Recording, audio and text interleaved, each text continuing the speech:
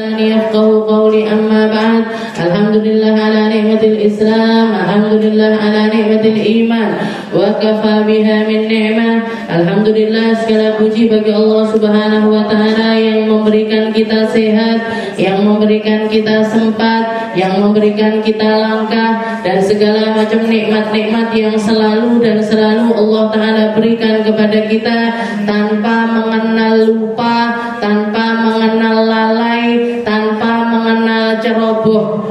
Kalau kita lihat, kita dikasih rezeki sama Allah Ta'ala secara rutin. Gak pernah Allah Ta'ala lupa ngasih kita oksigen, gak pernah Allah Ta'ala lupa ngasih kita makan, gak pernah Allah Ta'ala lupa ngasih kita pakaian. Semuanya diberikan secara teratur sampai ke tingkat yang diberi nikmat ini gak sadar kalau nikmat-nikmat itu semuanya datang dari Allah Subhanahu wa Ta'ala. Maka sebagaimana Allah Ta'ala tidak pernah lupa tentang kita, sebagaimana Allah Ta'ala selalu perhatian kepada kita, sebagaimana Allah Ta'ala rutin ngasih rezeki kepada kita, kita pun juga harusnya rutin untuk berterima kasih kepada Allah Ta'ala, mensyukuri segala hal yang telah Allah Ta'ala berikan kepada kita. Nikmatnya hidup, nikmatnya sehat, utamanya nikmatnya Islam dan juga iman. Allah Ta'ala cuma nuntut kita sholat sehari 5 kali, padahal Allah Ta'ala memberikan rezekinya setiap saat. Bahkan ketika kita tidur sekalipun panggah dikei rezeki sama Allah Subhanahu wa Ta'ala. Siapa yang mampu memejamkan mata kita dan menjaga kita dari usikan segala sesuatu yang ada di sekitaran kita? Apa ndak mungkin kalau kita tidur ujuk-ujuk enek kalau jengking melbu kuping, apa masuk ke hidung, apa masuk ke mulut kita lepas turunin mangap ngoten nggih. Tapi seringan dijaganya sama Allah Ta'ala ketimbang seperti itunya. Nggih napa mboten? Ada kasus orang telinganya kemasukan lalat, ada. Ada kasus orang hidungnya kemasukan nyamuk, ada. Nggih. Tapi seringan kemasukan nyamuknya napa mboten? Nggih. Seringan dijaganya sama Allah Ta'ala apa seringan ndak dijaganya? Nggih. Jadi nikmat-nikmat yang semacam itu, nikmat-nikmat yang kecil-kecil sampai yang besar-besar rutin sama Allah Ta'ala diberikan kepada kita sepanjang hidup kita. Nggih. Sepanjang kita masih dikasih kehidupan sama Allah Ta'ala, selama itu juga rezeki kita tidak akan pernah terputus. Nggih. Rezeki yang ngejar kita, bukan kita yang ngejar rezeki. Nggih. Kalau rezeki itu, nggih, banyak orang ahli dunia menganggap rezeki itu cuma semata-mata harta, nggih, cuma semata-mata pundi-pundi rupiah ataupun juga dolar. Padahal yang lebih besar daripada itu masih sangat banyak sekali. Nggih.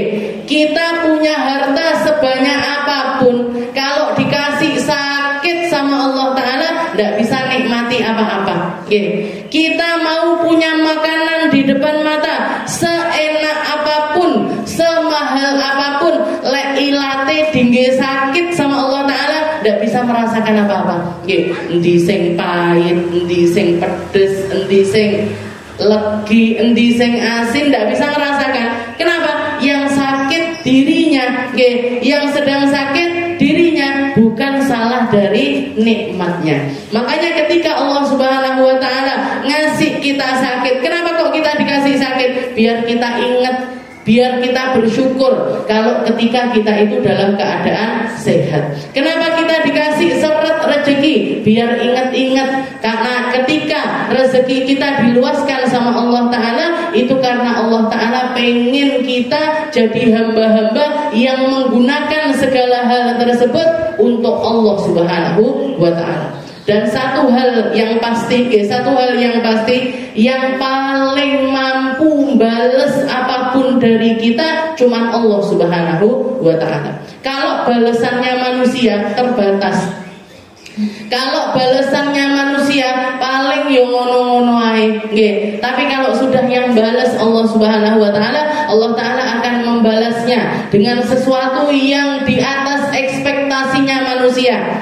Makanya ketika Allah Subhanahu wa taala menurunkan ayat innallaha ashtara minal mu'minina anfusahum wa amwalahum bi anna lahumul jannah yuqatiluna fi sabilillahi fayaqtuluna wa yuqtalun wa'dan 'alaihi fit Taurati wal Injil. Dikatakan Allah Subhanahu wa taala menjanjikan bahwasanya siapa orang-orang yang mau bertransaksi dengan Allah taala, jual nyawanya, jual hartanya, akan dibeli sama Allah taala dengan balasan surganya. Akan dibalas sama Allah taala dengan surga. Kamu berperang melawan orang-orang kafir, baik kamu yang mati atau kamu yang membunuh orang-orang kafir tersebut, sama, semuanya akan dibalas dengan surga oleh Allah Subhanahu wa taala. Dan komitmen tersebut Allah taala tuangkan baik di dalam Al-Qur'an maupun di dalam Injil maupun di dalam Taurat maupun di dalam kitab-kitab Allah taala yang dahulu-dahulu. Allah taala konsisten dengan satu kalimat, dengan satu kata, siapa yang nyari Allah akan dibalas surga oleh Allah. Siapa yang punya iman di dalam dirinya pasti akan dimasukkan ke dalam surga oleh Allah Subhanahu wa taala. Bahkan sampai dikisahkan oleh Nabi Muhammad, salah seorang laki-laki yang menjadi orang terakhir yang dikeluarkan oleh Allah taala dari dalam neraka, dia menghuni neraka dengan semua adab yang ada di dalamnya dia rasakan. Kabeh dicipi, rasa sakit yang ada di dalam neraka itu dia cicipi semuanya secara lengkap. Saking akeh dosane, saking banyaknya kesalahannya, dia tinggal di dalam neraka kurang lebih selama 7.000 tahun. 7.000 tahun mentok sampai bar, sampai entek semua orang-orang yang dicuci dosanya di dalam neraka dikeluarkan satu persatu, dikeluarkan satu persatu oleh Allah Subhanahu wa taala. Laki-laki tersebut orang terakhir yang dijuluki sama Nabi Muhammad dengan nama Juhainah. Juhainah ini keluar dari neraka setelah 7.000 tahun menghuni neraka dalam keadaan letih, istilahnya dalam keadaan tidak berdaya sama sekali, nggak iso nyapo-nyapo neh, lemes ndak karu-karuan dan merasa sangat minder karena pada akhirnya juga dikeluarkan oleh Allah Subhanahu wa taala dari dalam neraka, padahal modalnya dia untuk masuk surga hanya sebiji sawi dari keimanan. Mungkin kalau dikatakan dia cuma pernah mengucapkan la ilaha illallah sekali, dia cuma pernah menyebut, berikrar tentang keimanannya kepada Allah taala hanya sekali. Sekali, selebihnya seluruh kehidupannya dihabiskan di dalam maksiat kepada Allah Subhanahu wa taala. Lengkap wis pokoke, zina dilakoni, judi dilakoni, minum khamar dilakoni, durhaka sama orang tua dilakoni, semuanya dilakoni. Tapi untungnya dia pernah bersyahadat dan mati juga membawa syahadat tersebut.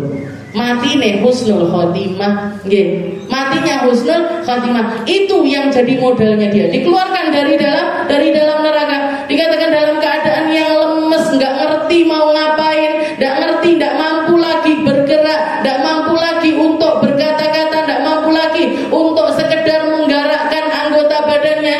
Dia cuma minta sama Allah Taala, ya Rabb, as'aluka mas'alah. Istilahnya gini, dia dikeluarkan tak dari neraka itu sudah syukur luar biasa. Maka dia minta, ya Allah, as'aluka mas'alah. Ya Allah, satu tok yang saya minta, ya Allah. Wa madzaka ya Juhainah? Apa itu ya Juhainah? Isrif wajhi anin nar. Saya sudah muak dengan neraka, ya Allah. Saya sudah tidak mampu lagi. Kalau disuruh tinggal lagi di neraka tidak mampu. Kalau saya disuruh nyemplung lagi ke neraka saya nggak mampu, ya Allah. Maka cukup palingkan wajah saya dari neraka. Dipalingkan sama Allah Ta'ala dari neraka, langsung ngadep ke surga, nyium aroma wanginya surga. Setelah itu dia mengatakan as'aluka mas'alah ya Rabb. Satu lagi kalau gitu mintanya ya Allah, karena surga begitu menggoda, aromanya begitu wangi, qarribni minal jannah ya Rabb. Dekatkan saya menuju pintunya surga. Didekatkan sama Allah Ta'ala. Nyampe ke depan pintu surga, dia mengatakan as'aluka mas'alah ya Rabb. Minta satu lagi ya Allah, minta satu lagi, karena saya begitu tidak mampu untuk mengelola rasa untuk masuk ke dalam surga. Wes ndak popo, jenengan lebet nih surga, masih nenggo nemper-nemperan ndak popo, panggah adem ya Allah. Mau saya ndak punya rumah, mau saya ndak punya istana, mau saya ndak dikasih makan, mau saya ndak dikasih minum, sing penting mlebu surga ya Allah. Nggih. Masuk akhirnya dia ke dalam surga. Nggih. Setelah itu dia mengatakan ya Allah, kalau saya memang Engkau perkenankan untuk tinggal di dalam surgamu ini, nggih, saya sudah sangat bersyukur sekali di sini. Maka Allah Subhanahu wa taala mengatakan ya Juhainah, laka mithlad dunya wa ma fiha walaka mithlad dunya walaka mithlad dunya walaka mithlad dunya 10 marrat. Wahai Juhainah, jangan engkau kira ketika orang aku masukkan ke dalam surga, ketika hambaku aku masukkan ke dalam surga, aku tidak mikirkan rumahnya mereka, aku tidak mikirkan rezekinya mereka. Wong mereka maksiat sebanyak apapun di dunia aku kasih rezeki. Wong dia ketika dia berada di dunia selama hidupnya, meskipun tidak pernah ingat kepada aku pun aku tidak pernah lupa untuk memberinya rezeki. Maka ketika kamu masuk ke dalam surgaku, kamu mendapatkan seperti dunia 10 kali lipatnya. Dikasih istana sebanyak dunia 10 kali lipatnya dunia luasnya, tempat yang akan dia dapatkan di dalam surga, yang sampai dikatakan kalau dia mau keliling dari satu rumah ke rumah yang lainnya, dari satu istana ke istana yang lainnya, itu membutuhkan waktu 100 tahun. Okay. Bahkan di dalam riwayat yang lain 1000 tahun lagi kemput balik ke rumah yang pertama lagi. Okay. Keliling dari satu rumah ke rumah yang lainnya, baru selesai setelah 1000 tahun, kemudian balik ke rumah yang pertama. Ini adna, ini balasan atau pahala terendah dari penduduk surga. Jenengan bayangkan yang tingkat kedua, jenengan bayangkan yang tingkat ketiga, jenengan bayangkan yang tingkat paling atas. Seperti apa balasan yang Allah Ta'ala berikan kepada hambanya? Tidak kena dipikir, Bu. Nggak bisa dinalar. Makanya satu-satunya zat yang kalau kita pengen dapat balasan sing paling jemenak nih, tahu jenengan jemenak nih, bahasa wong Banjar nih. Yang paling menyenangkan, yang paling bikin jenengan puas, bahkan lebih puas, bahkan tambah puas, bahkan selalu akan terpuaskan hanya Allah Subhanahu wa ta'ala. Kalau kita nyari balasan dari anak kita, sakpiro akean laline timbangane ilinge, akean gadure timbangane taatnya. Walaupun jenengan mungkit-mungkit jasanya jenengan sama anak-anaknya jenengan, kamu itu di dalam perut ibu 9 bulan loh, kok saiki mloya-mlayu lek dicelok ora tau gelem teko. Panggah gadur ngoten manggan. Nggih, banyakan lihat gamenya ketimbang ngewangi jenengan isah-isah. Nggih, tetap seperti itu. Kalau kita ngarepkan dari anak-anak, seberapa yang bisa mereka berikan? Kalau kita ngarep-ngarep dari suami, sak piro sing dikasihkan kepada kita? Kalau kita ngarep sama manusia, manusia hanya akan membawa kekecewaan, hanya akan bikin kita nelongso, hanya bikin kita sakit hati, tambah sakit hati lagi. Maka yang paling enak apa-apa kita sandarkan kepada Allah Subhanahu wa ta'ala. Kita baik sama orang, mau dia nggak baikin kita, mau dia melengos sama kita, mau dia nyelatu ataupun mencaci maki kita, kita tetap baik kepada mereka. Kenapa? Karena yang kita lihat Allah, bukan dia. Kalau kita bakti sama suami, kita bakti bukan karena suami kita, tapi karena Allah Subhanahu wa taala. Kalau kita bakti sama orang tua, yang kita pandang bukan cuman orang tuanya, tapi juga karena ada ridhonya Allah. Di dalam ridhoan mereka semuanya. Paling enak seperti itu. Ndak akan gelo jenengan. Nggih, arep ngaji lillahi taala. Pakai nutup aurat lillahi ta'ala, sedekah lillahi ta'ala. Wis ndak mungkin keliru niku. Nggih, malaikat ndak mungkin salah catet nggih. Malaikatnya Allah Ta'ala ndak mungkin salah catet, ndak mungkin salah di dalam tulisan-tulisan kebaikan-kebaikan kita. Semuanya akan dibalas dengan balasan yang paling indah dari Allah Subhanahu wa taala. Mungkin masuk surga semuanya. Nggih. Mungkin kumpul-kumpul sebagaimana kita menikmati kumpul-kumpul kita di sini, mungkin kumpul-kumpul lagi di akhirat sambil ngiling-ngiling. Oh ya, dhewe ngaji setengah-setengah ngantuk-ngantuk kae, tapi panggah enak ae. Panggah ya panggah teko ae, ya panggah istiqomah aja. Nggih seperti itu. Nggih. Saiki lho jenengan guyu apa neh nang surga. Nggih to? Sekarang aja kalau nginget-nginget hal-hal yang lucu-lucu yang terjadi di antara kita, walaupun akan selalu ada masalah. Nggih, akan selalu orang kalau dekat, orang kalau kenal, orang kalau apalagi kalau terlalu dekat akan terjadi. Nggih, tengkar-tengkar cilik, nggih salah paham dan lain sebagainya. Tapi Allah Subhanahu wa taala menjanjikan, nggih, wa naza'na ma fi sudurihim min ghillin ikhwanan ala sururin mutaqabilin. Dikatakan para ahli syurga yang dulunya duduk-duduk karena Allah, yang dulunya melakukan sesuatu karena Allah, ziarah bareng-bareng misalkan, ataupun juga dolan bareng-bareng, kayak dulu kita ke kampung coklat bareng-bareng dan lain sebagainya, mesti akan ada masalah, terutama bagian panitia nih, terutama yang bagian panitia, mustah ngene, panggah ngene, wes Pak, salah ini salah itu akan selalu ada, akan selalu ada. Tapi kalau niat kita tulus lillahi ta'ala, ndak ngarep-ngarep apapun dari manusia, ndak ngarep dielem, ndak ngarep dipuji, ndak ngarep dibales dan lain sebagainya, nanti rasa-rasa itu akan dicabut sama Allah Ta'ala. Salah paham itu akan dicabut, akan dilepaskan. Wa naza'na ma fi sudurihim min ghil. Jadi rasa-rasa ndak enak yang ada di dalam hati dicabut semuanya sama Allah Ta'ala. Mereka akan duduk berdamping-dampingan sebagai saudara, duduk berhadap-hadapan, menikmati kenikmatan-kenikmatan yang ada di dalam surga. Enak napa mboten? Enak, barang nentak enak. Gak ada lagi rasa cemburu, gak ada lagi rasa hasud, gak ada lagi semua yang gak enak di dunia ini dikerek kabeh sama Allah Ta'ala, dihilangkan, dicabut semuanya dari para penduduk surga.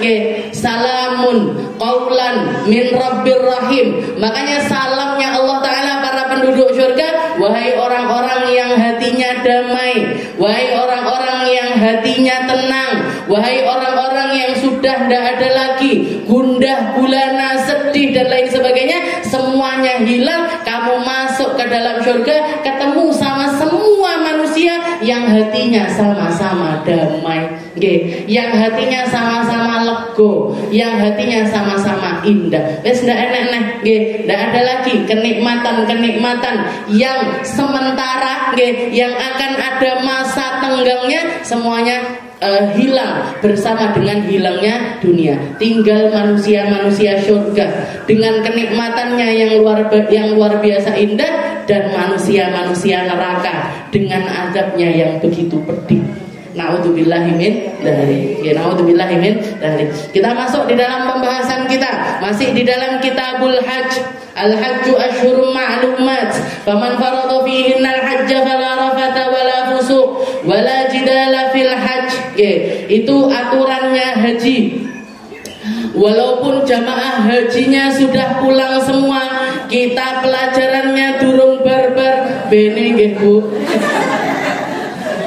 Jamaah hajinya semulai kabeh, kita kok belum selesai ini kibab hajinya wis bene wis. Sekarang kita masuk ke dalam wajibatul hajj. Kalau kemarin rukunnya haji sudah kita selesaikan, tawaf ifadah, wukuf di Arafah dan lain sebagainya sudah kita bahas. Sekarang kita masuk ke dalam wajibatul haji. Seperti yang kemarin-kemarin saya katakan, haji ini satu-satunya ibadah yang antara rukun dengan kewajiban itu adalah sesuatu yang berbeda. Kalau ibadah-ibadah yang lainnya rukun itu ya wajib, wajib itu ya rukun. Rukunnya sholat ya rukunnya sholat ya wajibnya sholat. Rukunnya puasa ya rukunnya puasa ya wajibnya puasa. Tapi kalau di dalam haji ini dua hal yang berbeda. Kalau rukun mau diapa-apain, kalau dia ketinggalan, tidak sah hajinya. Tidak sah hajinya, harus wajib untuk diulangi di tahun berikutnya. Ketinggalan wukuf di Arafah, wis duduk haji jenenge.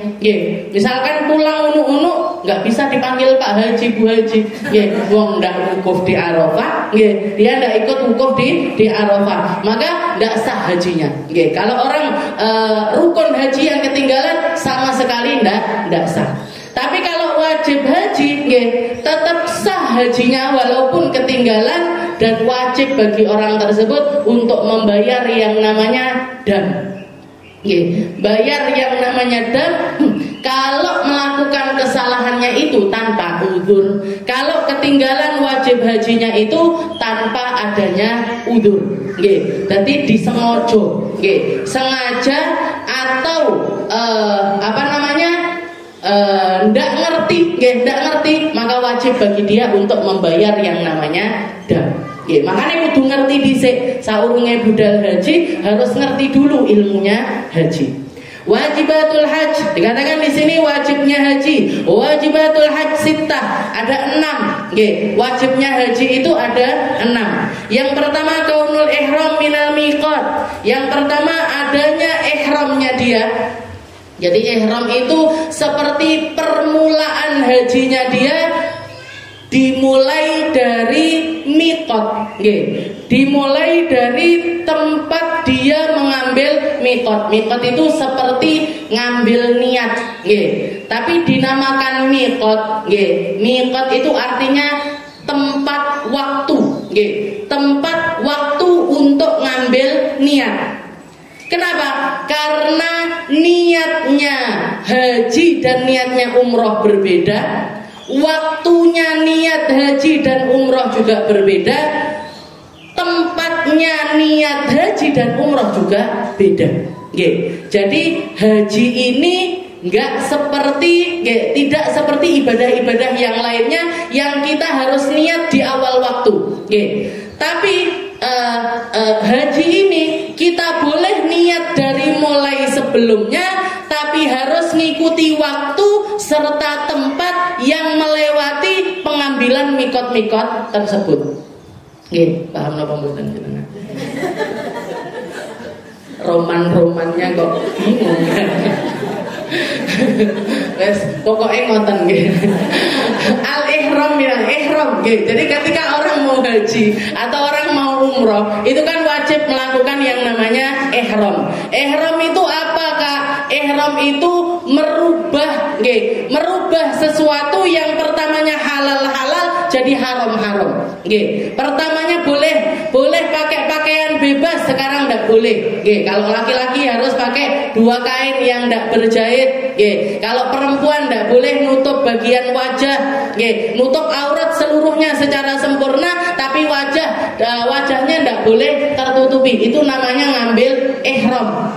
Ngambil ihram. Nah, ihram ini sendiri permulaan ngambilnya itu di tempat-tempat yang ditentukan dan di waktu-waktu yang ditentukan. Makanya ada yang namanya miqat zamani, ada yang namanya miqat makani. Apa itu miqat zamani? Zaman. Waktunya harus pas di waktu-waktunya. Kalau waktunya kita ngambil niat, miqat zamani, itu kalau di waktu umroh kita mau ngambil miqat umroh, kita mau ngambil miqat umroh. Kapan bolehnya? Kapan bolehnya kita ngambil miqat? Waktul ihram bil umrah ba'da tahallul hatta nafar min mina li annahu baqiya alaihi amalun min amalil hajj. Kalau kita mau ngambil mikotnya umroh, itu boleh di waktu apapun, di waktu apapun selain selain waktu-waktu haji. Nggih. Jadi kalau untuk umroh, nggih, orang mau berangkat umroh itu kapan aja boleh berangkat. Nggih, bulan Muharram boleh, Safar boleh, Rabiul Awal boleh, Rabiul Tsani boleh, Ramadan boleh, Syawal boleh, nggih, Dzulqa'dah boleh. Tapi nggih, ketika di waktu-waktu haji bulan Zulhijjah mulai dari tanggal 9 sampai selesainya haji, yaitu setelah nafar yang ketiga, nggih, kalau dia orang yang ikut haji tidak boleh menggabungkan dengan niat umroh. Nggih, tidak boleh menggabungkan niat umrohnya dengan niat haji. Nggih, itu untuk waktunya umroh. Mikot waktunya umroh. Boleh di waktu apapun kecuali di hari-hari haji tersebut. Kira-kira tanggal 9 sampai selesainya Ayyamut Tasyrik, sampai 15 Zulhijjah.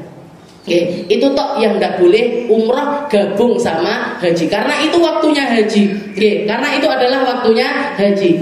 Sedangkan mikotnya haji, untuk mikotnya haji, idza kana muhriman bil hajj fala yajuzu lahu ay yuhrim bil umrah fala yudkhulul umrah alal hajj. Kalau untuk mikotnya haji, jenengan sudah boleh untuk berniat haji mulai dari setelah bulan Syawal. Oke, jadi masuk bulan Syawal, jenengan datang ke Mekah pada saat itu pengen langsung niat haji, boleh. Oke, jadi sudah boleh setelah masuk bulan Syawal, Dzulqa'dah, Dzulhijjah. Oke, setelah itu tidak bisa lagi untuk niat haji. Oke, jenengan niat misalkan habis orang-orang selesai haji tanggal 15 Dzulhijjah, oke, jenengan baru datang ke Mekah. Aku tak niat haji pisan karena saya mau setahun duduk di sini. Tidak bisa. Oke, nunggu nanti setelah masuk bulan Syawal, atau nanti masuk bulan Dzulqa'dah, atau nanti masuk bulan Zulhijjah. Oke. Jadi kalau mikot haji itu waktunya terbatas.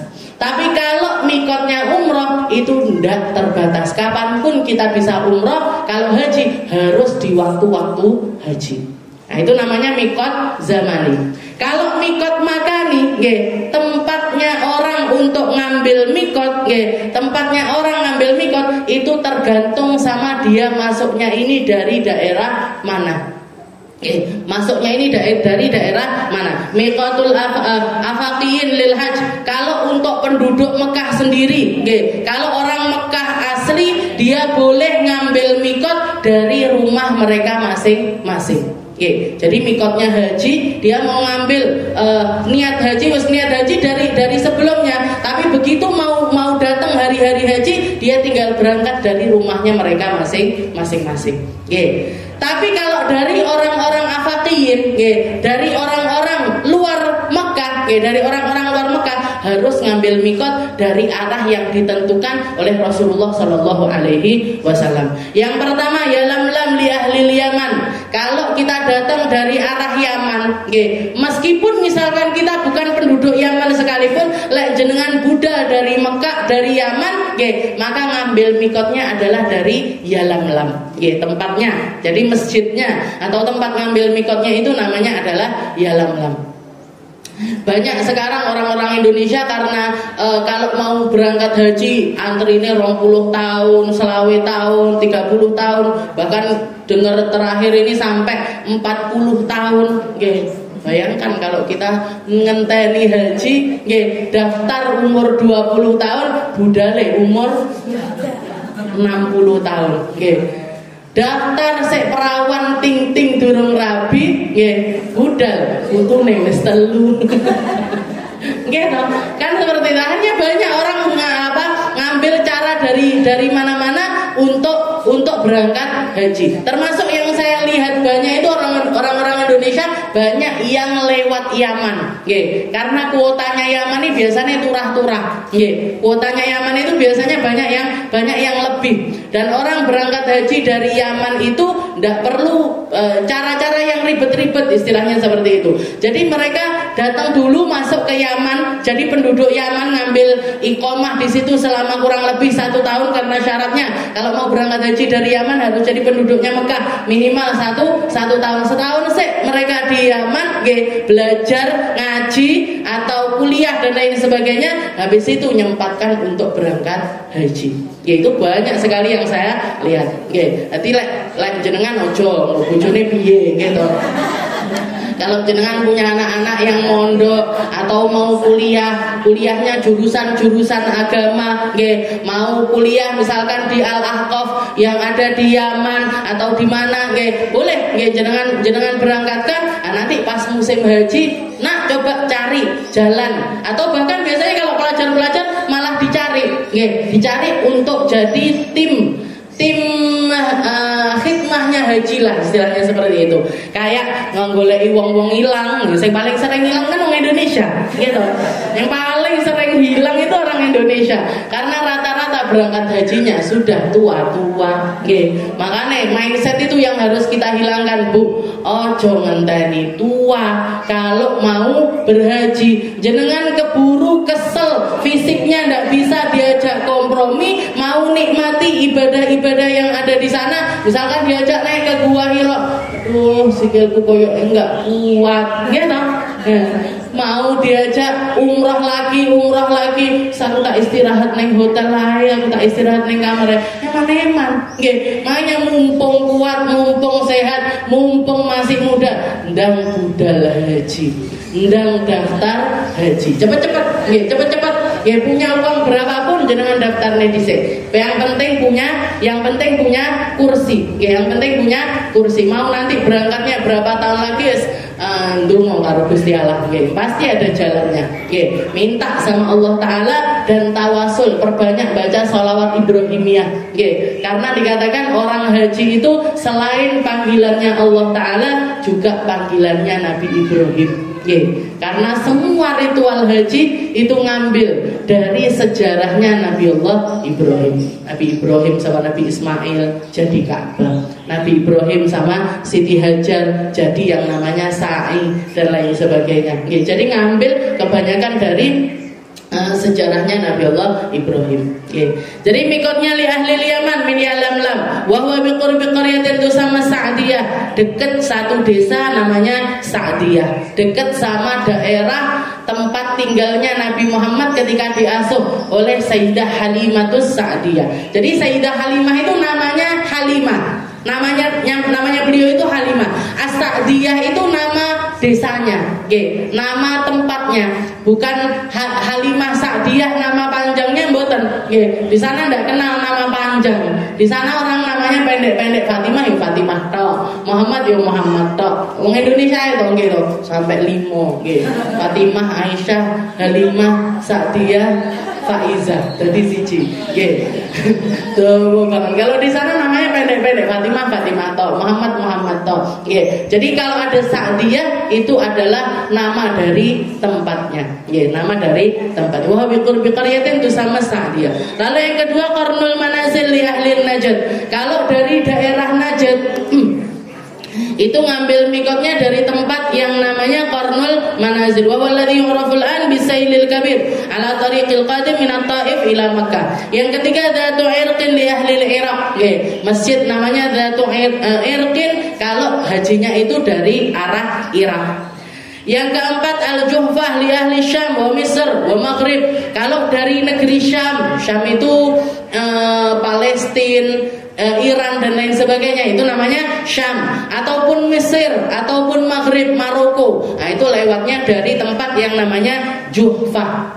Daerah namanya Juhfah. Yang kelima Dzulhulaifah li ahli Madinah walladhi yusamma al-an Abyar Ali wa huwa afdalul mawaqit li ihramin Nabi sallallahu alaihi wasallam minhu. Dan yang terakhir tempat masjid namanya Dzulhulaifah. Tapi kalau sekarang namanya diganti dengan Bir Ali, Abyar Ali. Bir itu artinya sumur. Sumur Ali disandarkan kepada Sayyidina Ali bin Abi Thalib. Disandarkan dengan Sayyidina Ali bin Abi Thalib. Jadi itu tempat yang paling afdol dari sekian banyak tempat mikot itu tadi, dari Yalamlam, dari Qarnul Manazil dan lain sebagainya. Yang paling afdol adalah Bir Ali. Kenapa? Karena mikotnya Rasulullah SAW ketika berhaji itu adalah dari Bir Ali. Karena Rasulullah kan arahnya dari Madinah, dari Madinah, maka ngambil mikotnya di Bir Ali, baru setelah itu masuk ke dalam negeri Mekah. Jadi itu mikotnya haji.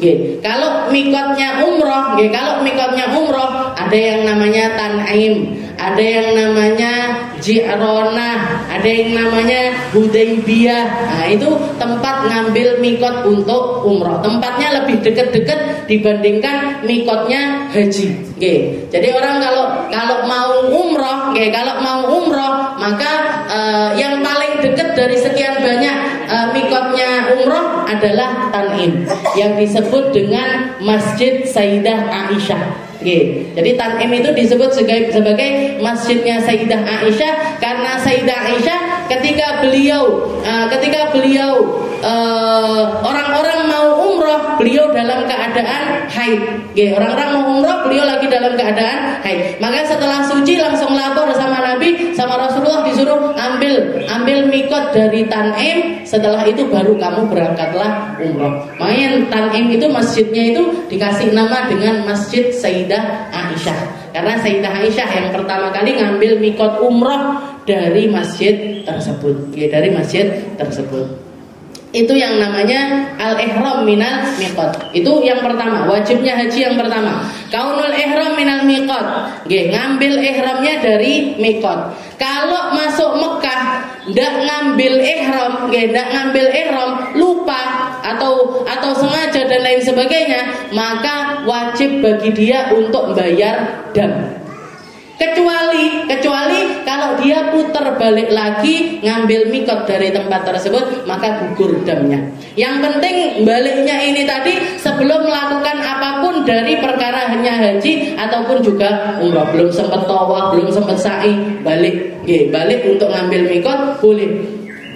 Dan ihram, orang kalau sudah ihram tidak boleh dibatalkan kecuali setelah menyelesaikan apa yang menjadi wajibnya haji ataupun juga umroh. Jadi kalau umroh misalkan orang masuk ke Mekah tidak ihram, maka wajib bagi dia untuk bayar dam. Kecuali kalau dia balik ngambil mikot, setelah itu masuk lagi tawaf, sa'i, tahallul, baru selesai ihramnya orang tersebut. Jadi ihram ini tidak bisa sembarangan dibatalkan. Yang kedua, al-mabit bi Musdalifah. Wajibnya haji yang kedua adalah mabit di Musdalifah, di satu tempat yang namanya Musdalifah. Kapan waktunya? Min muntasifi lailatin nahar ila tulu'il fajr. Orang kalau mabit itu artinya bermalam, makanya namanya mabit. Mabit di Musdalifah itu menjadi sesuatu yang wajib, dan waktunya kita bisa mabit itu min muntasifi lailatin nahar ila tulu'il fajr, dari pertengahan malam lebaran, pertengahan malam lebaran sampai terbitnya matahari. Itu waktunya untuk mabit di Musdalifah. Kalau jenengan biasanya dari Arafah, sore hari Arafah tanggal 9 itu, sore tanggal 9 itu biasanya semuanya diboyong ke Musdalifah. Nah, di Musdalifah itu sebelum tengah malam sudah ada di Musdalifah. Sudah semuanya sudah ada di Musdalifah, ngumpul di Musdalifah sambil ngambili batu kerikil, sambil nyari batu kerikil. Nah, ini yang dianggap sebagai mabit, Yang dianggap sebagai mabit adalah setelah berlalu pertengahan malam. Kalau sebelum berlalu pertengahan malam belum dianggap sebagai mabit. Jadi mabitnya itu baru terlaksana setelah pertengahan malam dari Lailatul Nahar, dari malam lebaran. Tanggal 9 malam 10. Malam 10. Lahdhatun wahidah min ba'di muntasifil lail. Seberapa wajibnya kita untuk mabit ini seberapa? Sebentar. Sebentar aja. Jadi misalkan jenengan datang sekitar jam 8, jam 8 malam misalkan nyampe Musdalifah, sudah mabit di situ sampai jam 12 malam, paling enggak walaupun muntasif itu artinya adalah malam di paro loro. Tapi paling gampangnya, pokoknya sudah lewat jam 12 malam, di situ sudah sah mabitnya. Jadi mau jenengan pergi dari Musdalifah ini jam 1 kah, setengah 2 kah, setengah 3, bahkan subuh sekalipun, nah itu sudah termasuk kita itu melakukan wajibnya haji, yaitu mabit di Musdalifah. Jadi waktunya sebentar, boleh sebentar. Jadi misalkan berarti jam 12 seperempat boleh. Jam 12 lebih 10 menit boleh. Jam 12 lebih 5 menit boleh. Yang penting malam itu sampai pertengahan malam kita ada di Musdalifah. Nah, jadi boleh. Kayak kemarin saya dapat istilahnya orang-orang yang pulang haji itu cerita-cerita sama saya, istilahnya gitu. Karena kemarin di Musdalifah itu banyak memakan korban jiwa, karena bisnya Indonesia enggak datangnya jam 11 malam. Jam 11 malam, jam 11 siang, jam 10 sampai jam 11 siang. Jadi orang-orang nunggu mabit di Musdalifah itu mulai dari habis Isya sampai jam 11 siang. Jenengan bayangkan berapa jam itu? Minim makanan, minim minuman, dikit sekali makanan, sedikit sekali minuman. Setelah itu pas panas-panasnya itu sampai 45 derajat. Panasnya 45 derajat. Jadi itu banyak sekali yang meninggal ketika di Musdalifah. Kalau untuk orang yang meninggal syahid, karena Rasulullah mengatakan orang yang meninggal dalam keadaan ihram nanti ketika datang di hari kiamat Allah Ta'ala menjadikan diri, jadi bangkit itu dalam keadaan mulabbiyan, langsung mana labbaik Allahumma labbaik la syarika lak labbaik, karena dia meninggal dalam keadaan ihram. Tapi ini yang harus diperbaiki dari pemerintahannya. Kok bisa sampai seperti itu? Kok bisa sampai nggak ada makanan, nggak ada minuman, bisa lagi teko jam 10, jam 11 siang. Yang ngerti haji, yang sudah pengalaman haji, yang sering umroh dan lain sebagainya, pinter-pinter istilahnya. Kita daripada nungguin bis lama, wes jalan kaki aja dari Musdalifah ke Mina. Dan jalan kaki ini mendingan jalan kaki tengah malam ketimbang jalan kaki sudah siang.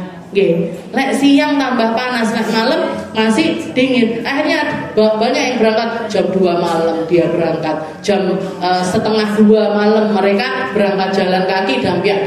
Yo sak kena istilahnya capek duduk. Nanti hilang capek jalan lagi, capek duduk lagi. Itu yang berangkat jam 2 siang, jam 2 malam, nyampe Mina jam 7 pagi. Jangan bayang berapa jam itu. Jadi 5 jam perjalanan dari Musdalifah sampai ke Mina, sampai ke Mina. Tapi kalau kita lihat lagi nilai plusnya, seperti itulah hajinya Nabi Muhammad Sallallahu Alaihi Wasallam. Orang numpak bis, orang numpak travel, ndak naik apa-apa, jalan kaki ala qadam, jalan pakai kaki. Bahkan kalau di riwayat Rasulullah itu dari Musdalifah mabit di Musdalifah, beliau bukan berangkat ke Mina tapi berangkat ke Haram, ke Mekah dulu. Ke Mekah, tawaf ifadah, sa'i, tahallul yang pertama, baru berangkat ke Mina untuk jumrah Aqabah. Ini tambah nyelentang Bu. Tambah jauh lagi istilahnya perjalanannya. Itu hajinya Rasulullah Sallallahu Alaihi Wasallam. Jadi orang-orang yang jalan kaki bejo jenengan haji seperti hajinya Rasulullah Sallallahu Alaihi Wasallam. Jadi mereka berangkat. Gimana ini? Berangkat dari Musdalifah jam 2, setengah 2. Sah apa enggak mabitnya di Musdalifah? Sah. Kenapa? Karena wajibnya mabit itu yang penting mendapati tengah malam di Musdalifah. Mendapati tengah malam itu di Musdalifah. Nah, itu wajib haji yang kedua. Al-mabit bi Musdalifah. Sunnahnya macam-macam. Al-usulullah ilm yang tasil bi Arafah, mandi. Kalau bisa mandi di Musdalifah, tapi kayaknya ndak bisa nih, karena ndak dicepaki opo-opo di Musdalifah zaman sekarang. Maka kalau ndak bisa mandi di Musdalifah, sebaiknya di Arafah sudah mandi. Ya, meskipun mandinya tidak kayak mandinya jenengan di jeding, saya tidak pakai sabun, tidak pakai sampo, tidak boleh pakai odol. Berarti mandi apa? Banyu tok. Mandi air saja. Al-ghuslullah ilm yaghtasil bi Arafah. Sunnah mandi di Musdalifah. Kalau di Arafah tidak sempat mandi. Tapi kalau di Arafah sudah sempat mandi, di Musdalifah tidak perlu mandi. Yang kedua, sholatul maghrib wal isya jam'at takhir. Kalau kadang-kadang orang yang ada di Arafah baru diberangkatkan itu setelah maghrib.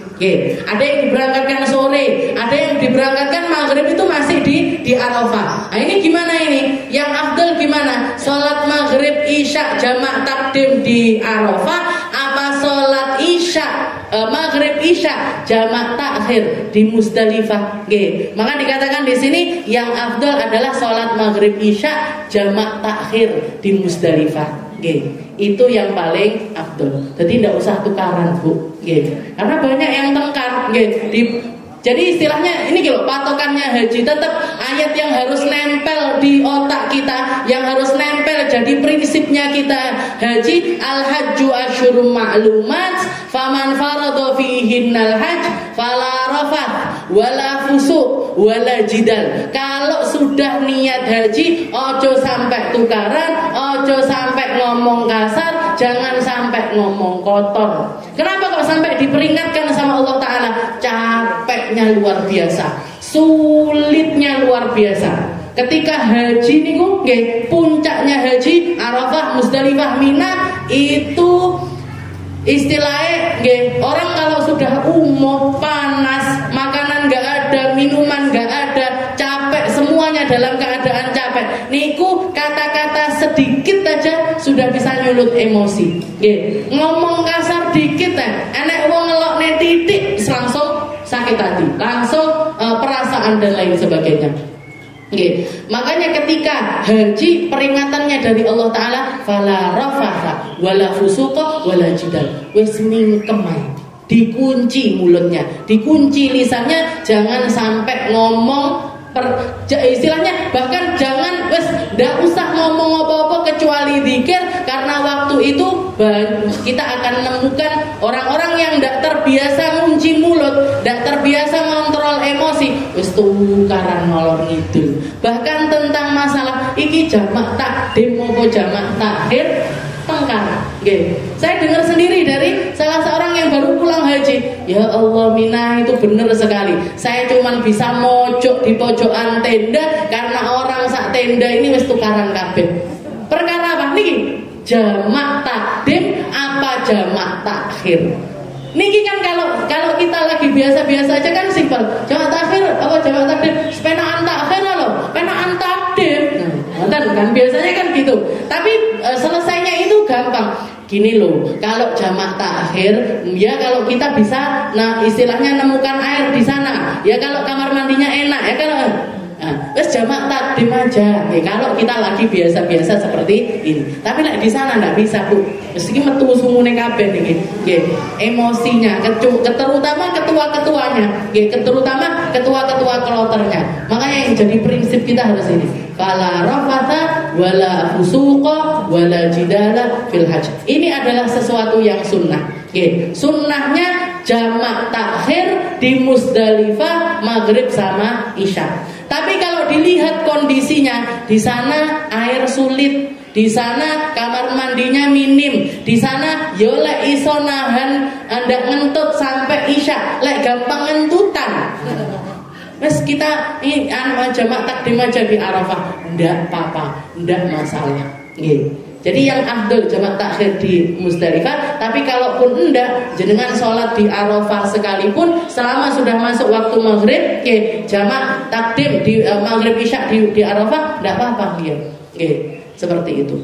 Salatul maghrib wal isya jamak takhir. Yang ketiga, akhdhu sab'a hasayat minha lirami jumratil aqabah. Ngambil batu-batu sebanyak yang kita butuhkan, sebanyak yang kita butuhkan dari mulai jumrah aqabah, jumrah yang pertama dan jumrah hari yang kedua.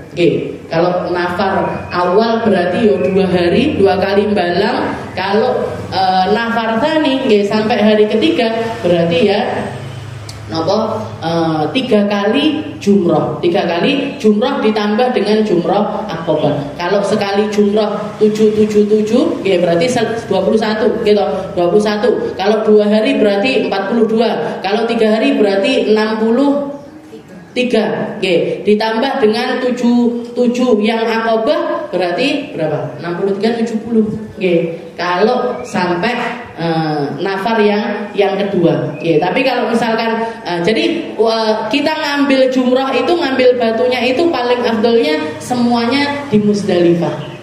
Apa ndak boleh kalau misalkan kita jumrah entek terus golek sing ning kono dipakai untuk jumrah? Boleh. Boleh juga ngambil yang ada di sekitar situ untuk dipakai untuk jumrah.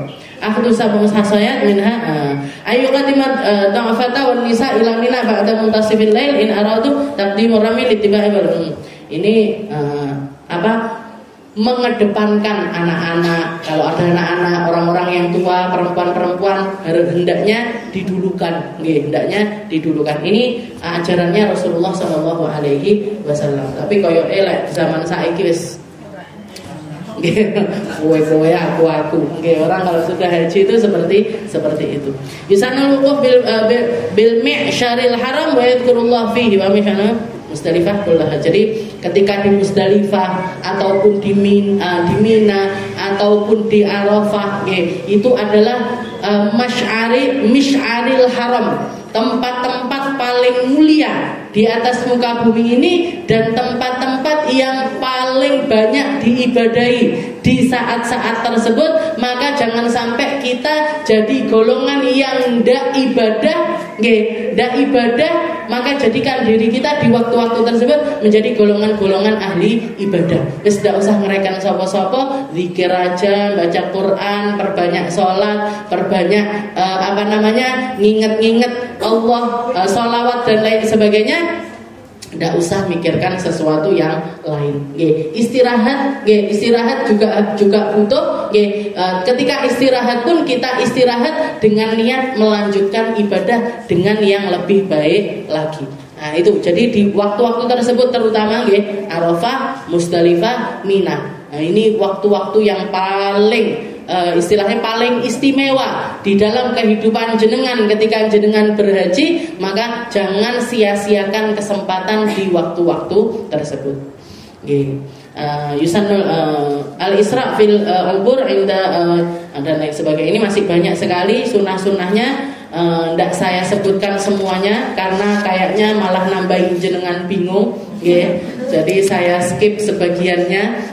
Yang penting kita ngerti yang wajib haji yang pertama adalah ihram dari miqat, yang kedua mabit di Musdalifah, yang ketiga lempar jumrah aqabah, yang keempat ngelempar jumrah 3 hari ayyamut tasyrik 11, 12, 13. Kalau ambil nafar ulah 12 sampai 12, kalau menyempurnakan sampai 13. Yang kelima al-mabit bi Mina layali ayyamit tasyrik, mabit di Mina pada malam-malam tasyrik tersebut. Dan yang keenam tawaful wada. Semuanya adalah wajibnya haji, yang kalau ketinggalan masih bisa diganti dengan dam. Kalau rukun haji tidak bisa dikutik-kutik sama sekali.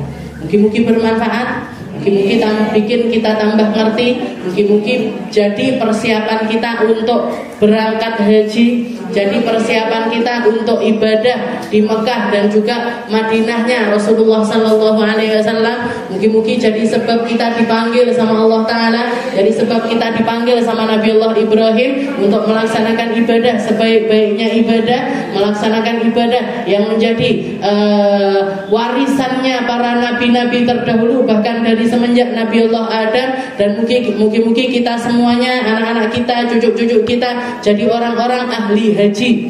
punya kesempatan untuk berhaji, punya kesempatan untuk menginjakkan kaki di tempat-tempat yang paling mulia di atas muka bumi ini. Ala hadhihi niyah wa ala niyatin salihah wa ila hadratin Nabi Muhammad sallallahu alaihi wasallam bisirril Fatihah.